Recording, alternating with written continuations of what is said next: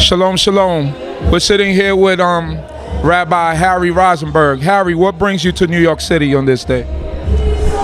I appreciate welcoming me. It's an honor to be here. I was in Israel. I was invited to come out and join this ceremony, this congregation of Hebrew Israelites from around the country, and I must say it's one of the most inspiring things I've ever seen.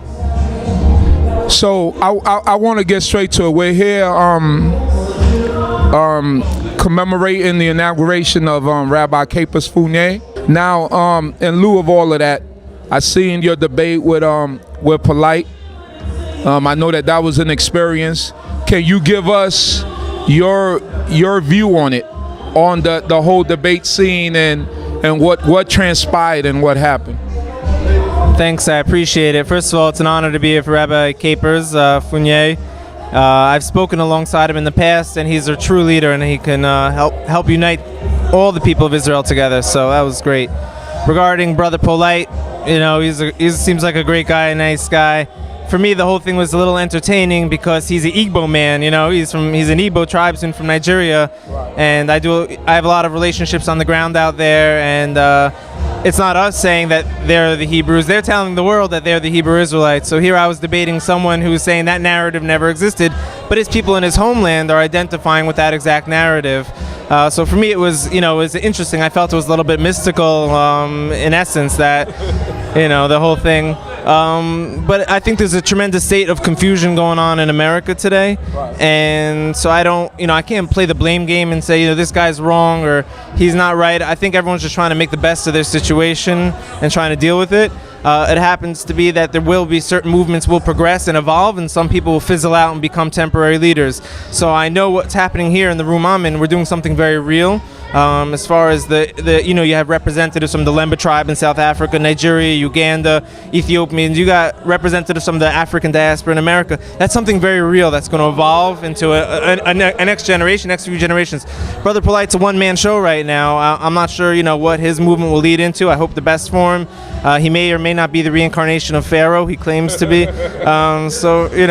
So I came out there just to smile, say that there are people uniting, and from that I get emails every single day around the world from people who saw that and are saying, we want to take the side of unity and not the side of hate, finger pointing, blame gaming, etc. And we're going to move forward and do this redemption narrative that we've been speaking about for thousands of years. All right. Well, I want to ask you a tougher question, and just moving away from the whole debate narrative. You reside in Israel at this moment, right? Yes.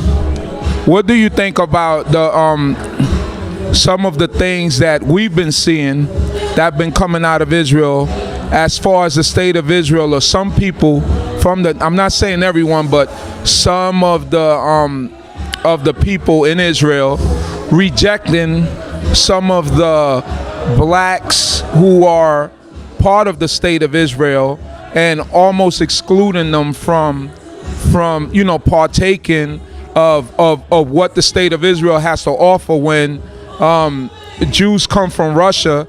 The story is when they walk into the airport that they're made Jews as soon as they've given their rights as Jews as soon as they come into the state of Israel. What's your opinion on that?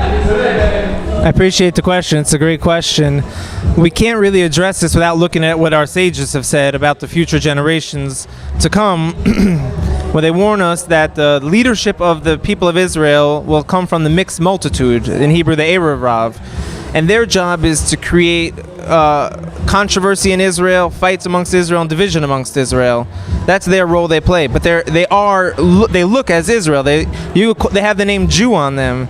We were warned about this, 2,000 years ago, 1,000 years ago, as far as 500 years ago, 300 years ago. You had the Vilna Gaon, a great sage, writing about this. This is the number one battle of the future of the people of Israel, is dealing with people amongst ourselves who are not allowing this unity to unfold. So I'm not shocked or surprised to see groups actually not promoting this unity, us sitting together But at the end of the day, we're on a trajectory, the people of Israel, and those opinions and those people are not going to be the end-all, say-all representatives of the people of Israel, nor will their power stretch over furthermore onto the people.